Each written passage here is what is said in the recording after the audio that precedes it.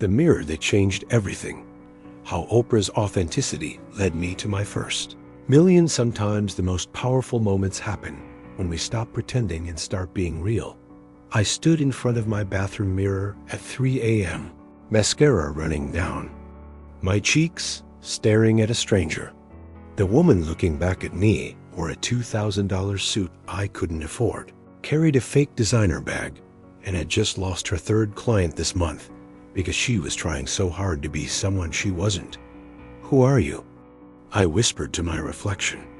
If you've ever felt like you're wearing a mask that's suffocating you, hit that subscribe button now. This story might be the permission you need to finally take it off. 6 months earlier, I had started my consulting business with big dreams and even bigger pretenses.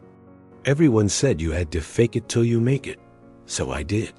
I rented a fancy office I couldn't afford, hired a team I didn't need, and pitched services I wasn't passionate about, all because I thought that's what successful people did. But that night, everything changed. Unable to sleep, I grabbed my laptop and searched for something. Anything that could help me understand why I felt so empty despite working 18-hour days. That's when I stumbled upon an old Oprah interview from 1986, back when she was just starting her show. I realized that being myself was my greatest asset, Oprah said, her voice cutting through my despair. The moment I stopped trying to be Barbara Walters and started being Oprah, everything shifted. I paused the video, rewound, played it again. The moment I stopped trying to be Barbara Walters and started being Oprah. Something inside me cracked open. For months, I'd been trying to be the polished, perfect consultant I thought clients wanted, but I wasn't polished. I was messy, passionate, and came from a background that most of my competitors would hide. I grew up in a trailer park in Alabama. My mom cleaned houses, and my dad worked 3 jobs. I was the first in my family to graduate college, and I did it while working nights at a call center. But instead of owning this story, I buried it under layers of pretense. That night, I made a decision that terrified me. I would rebuild my business as myself. The next morning, I did something radical.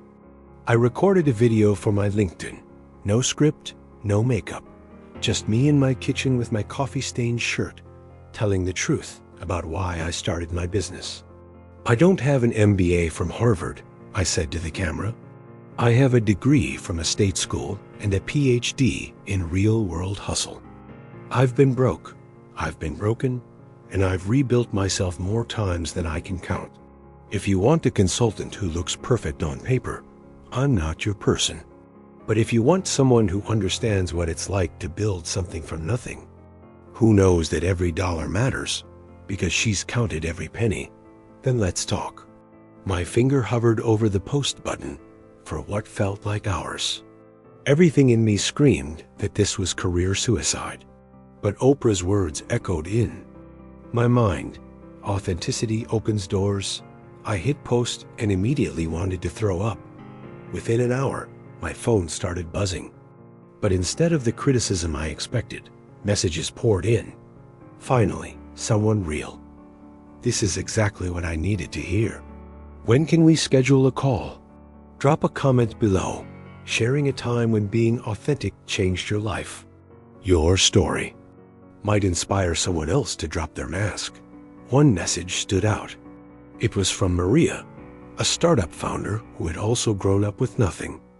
"I'm so tired of consultants who don't understand what it's like to make something from scratch," she wrote. "Can we talk?" Our first call lasted 3 hours. We didn't discuss strategies or frameworks. We talked about our mother's calloused hands, about knowing the exact price of milk because every cent mattered, about the hunger that drives you when you've actually been hungry. By the end of the call, Maria hired me on the spot. Not despite my background, but because of it. This became my new approach. In every meeting, every pitch, every interaction, I led with truth. When a potential client asked about my experience with Fortune 500 companies, instead of inflating my resume, I said. I don't have Fortune 500 experience. But I have something better. I understand the Fortune 500,000 small businesses that are the backbone of our economy. Some clients walked away, but the ones who stayed, they stayed for the right reasons, Doc. I started sharing my real story everywhere. In presentations, I talked about doing homework by candlelight when the electricity got cut off. In strategy sessions, I shared how my mom's resourcefulness in stretching $20 for a week of groceries taught me more about budgeting than any business school could. The transformation was immediate and profound. Clients didn't just hire me, they trusted me. They opened up about their own struggles, their real challenges, not the sanitized versions they usually presented to consultants. 3 months after that bathroom mirror moment, something incredible happened. Maria's startup, which I'd been advising, landed a major contract. She insisted I join her team for the celebration dinner. I want you to meet someone, she said, guiding me to a woman at the bar. My heart stopped. It was Oprah's best friend, Gayle King. Maria told me about you, Gayle said, extending her hand. She said you remind her of someone I know well, someone who built an empire by being unapologetically herself. We talked for an hour. Gayle shared stories about Oprah's early days, about the pressure to conform, about the courage it took to show up as herself in an industry that wanted her to be someone else. You know what Oprah always says? Gayle asked. Your authentic self is your wealth. When you hide who you are, you hide your power. If this story is resonating with you, make sure to subscribe and hit the notification bell. Every week I share real stories of transformation that will fuel your journey. That conversation changed my business model entirely. I stopped trying to serve everyone and focused on serving people like me, entrepreneurs who came from nothing and were building something. I created programs specifically for first-generation business owners. I developed frameworks based not on theory, but on the practical wisdom of survival and growth.